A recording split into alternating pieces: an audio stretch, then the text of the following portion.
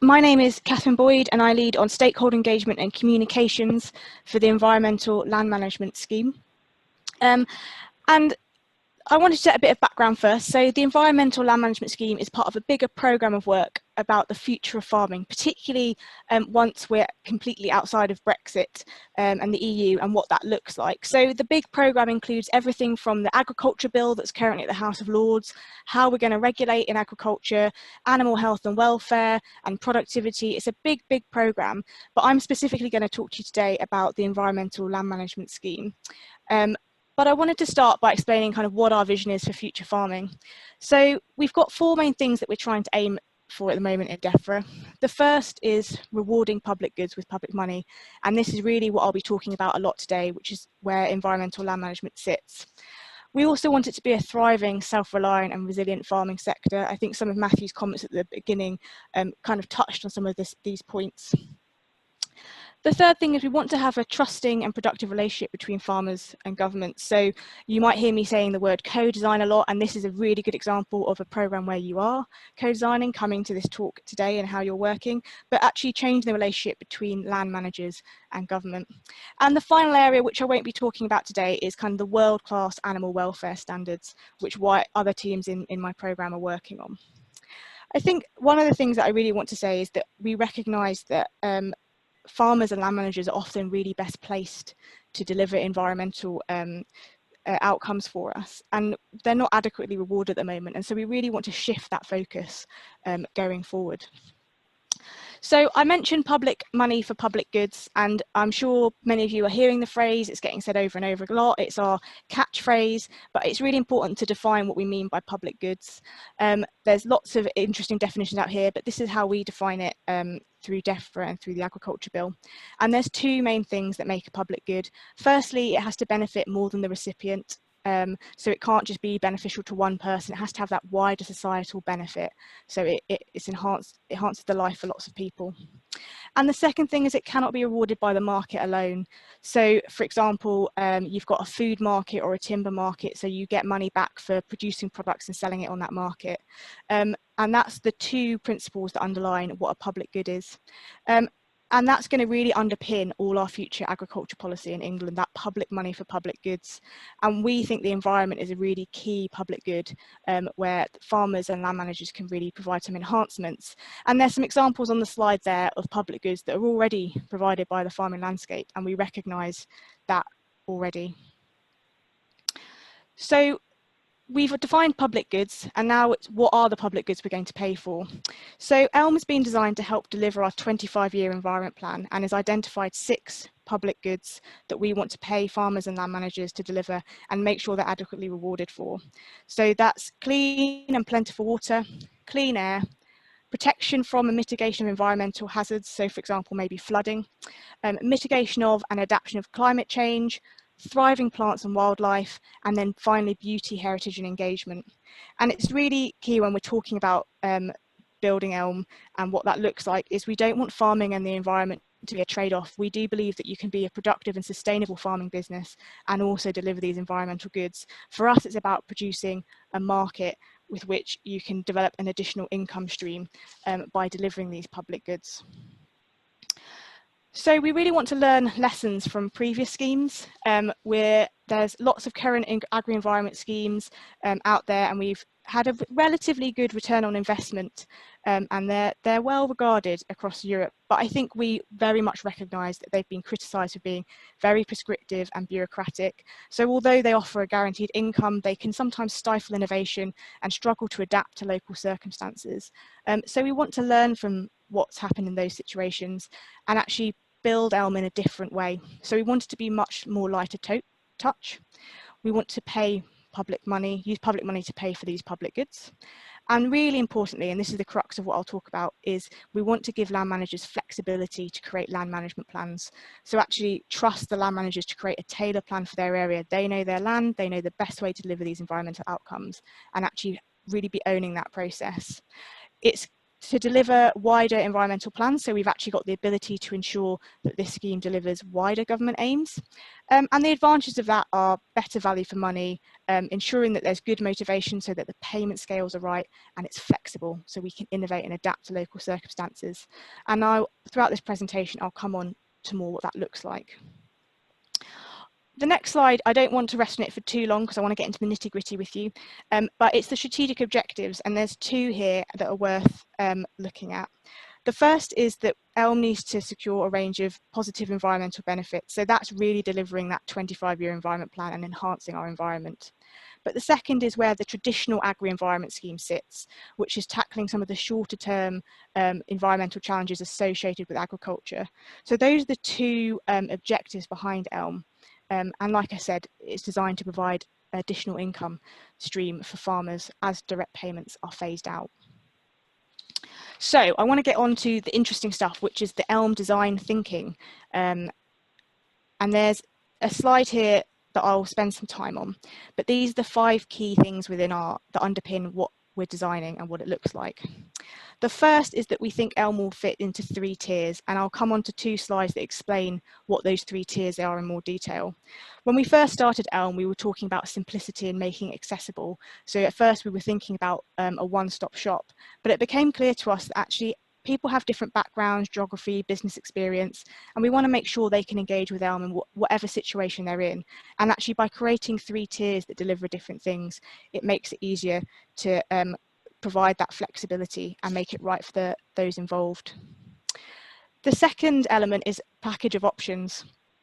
So I talked about land management plans and actually that land managers are best placed to deliver and decide how to deliver those outcomes.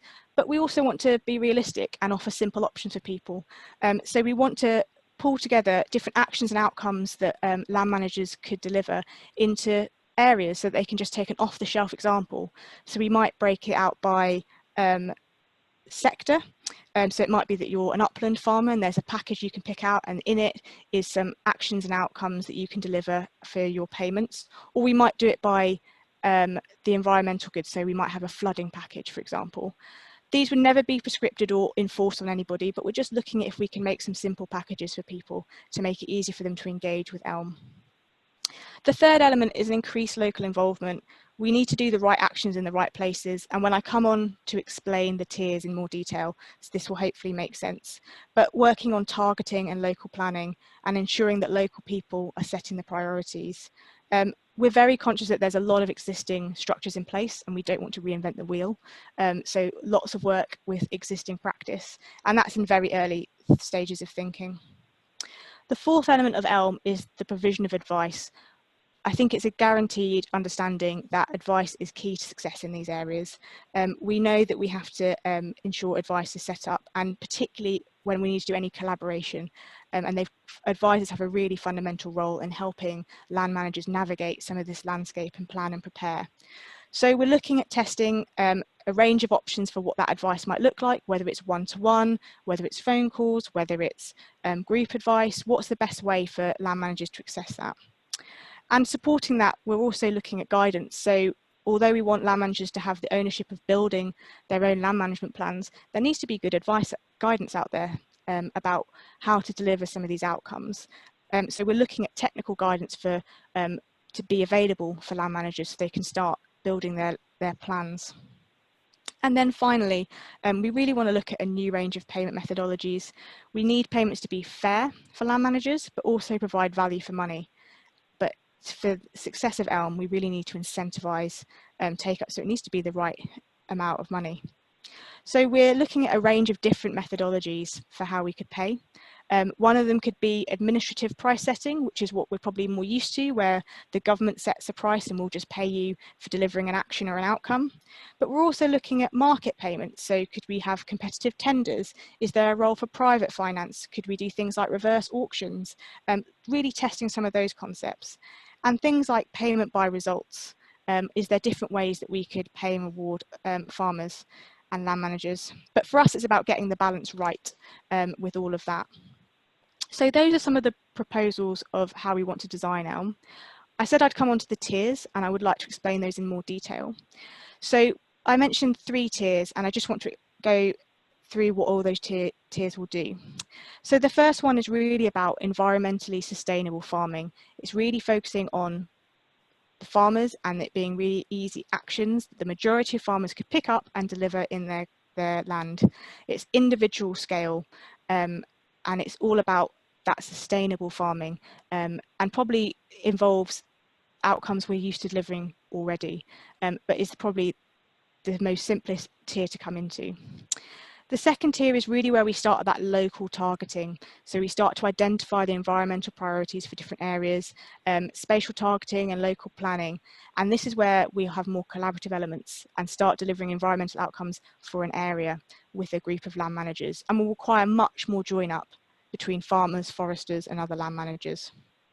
And the final tier is tier 3, and this is where we've got large landscape scale change. So this is where we would need to probably have national priorities, and there'd be consultations, but it's where we coordinate those big ambitious projects, whether that might be peatland restoration or forest and woodland creation.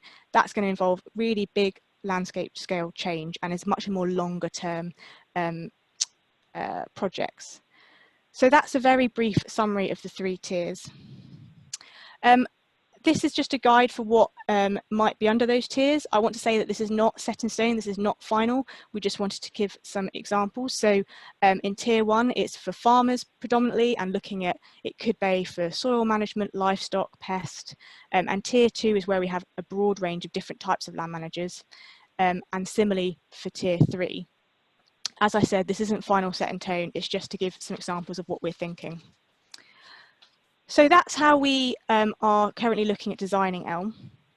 I want to come on to some of the concepts of co-design. So I mentioned co-design and having a better relationship with farmers and land managers, and our test and trials program is key to this. So for those of you that don't know, we've got a big series of test and trials set up across the country. We're into phase 2 now, but phase 1 is still running. So we have 44 proposals in phase 1 and 26 in phase 2, but these are individual test and trials looking at some of those little elements of ELM that I've talked about. So it might be to do with payment by results, or a role of an advisor. And we've worked across the sector and brought in real life land managers to go out and test some of these concepts. And they sit into 6 priority areas to help us design ELM. And this is just to make sure that we're having live examples of what's going on. They're meant to be shorter in duration, so they're not a long-term thing, but they're really designed to help us make sure it really works on the ground before we introduce it into ELM. And these have been running for a while, and Tim is involved in them, so I'm sure he can tell you about his experiences. But it's a really useful way for us to trial things before we introduce it. And a key element here is we don't see test and trials stopping when ELM is fully rolled out. We see test and trials running once ELM is fully launched, because we don't want ELM to launch and that be it, and then we stand statically in time from that one moment we launched ELM. It allows us to test new ideas. As new research and thinking arrives, we can test it out on the ground first with farmers. They can help input to it before we might enter it into ELM. But I've got a slide later that should hopefully show that in more detail. The next element is our national pilot. So our national pilot is a bit different to test and trials because it's looking at ELM from the very beginning to the very end. So we call it end to end, which is horrible civil servant language. But this is really testing ELM, what ELM might look like from the beginning to the end. So from you first hear about ELM to you sign up, you put your land management plan in, you deliver your outcomes, you get your payment, and it's really testing how it runs as a whole journey before we start the full ELM scheme. So we want to look at the different types of agreements, what are the right incentives, and most importantly, I would suspect, the scheme mechanisms, which actually mean things like IT systems and applications, and just making sure all of that's right. It's still in the early stage of development, but we are hoping to announce what National Pilot might look like soon. National Pilot, a key element that is worth raising is that we're delivering it with our partners. So it's not just Defra on their own. We're working with Environment Agency, Forestry Commission, JNCC, Natural England and Rural Payments Agency to make sure that we're delivering it together and we're bringing all the technical knowledge we have across Defra Group. But the timeline is where I think it's really helps bring this to life. I find ELM very difficult to talk about without showing this timeline. But as you can see, we've got tests and trials running throughout. It doesn't stop. It's never going to end, hopefully, and it's always our chance to test new ideas and introduce them. And then in late 2021, we'll start our pilot. And this is where we'll bring a group of farmers who can express interest in the programme, and they'll be our guinea pigs, and they'll test National Pilot for us. And that will last 3 years and allow us to really test what works and what doesn't work and where we have issues. And then in late 2024, we'll be rolling out ELM fully. So that will be the big launch. And as we said, it's not that whatever's launched in 2024, that's it for the next 10 years. We want to be able to build and improve it and constantly be making it fit for purpose. And then alongside, while all of this is happening, BPS payments will begin phasing out in 2021. It's a 7-year phase out, so it's not happening overnight, but that's happening in the background as we transition away. And similarly, there'll be countryside stewardship schemes throughout this whole time. So people should still be signing up for countryside stewardship in the meantime, whilst we continue on. So that's the timeline of what we're looking at. But I just wanted to finish a little bit on how we move away from current schemes into ELM. So as I said, there's changes set out in the agriculture bill that we're going to gradually move away over 7 years. It will be a 7-year transition where BPS payments will reduce. We would encourage people to continue applying for countryside stewardship. We've been trying to simplify the scheme by making it easier to apply and getting payments out sooner. And we really see countryside stewardship as the stepping stone to ELM and the future. So we'd really encourage people to sign up.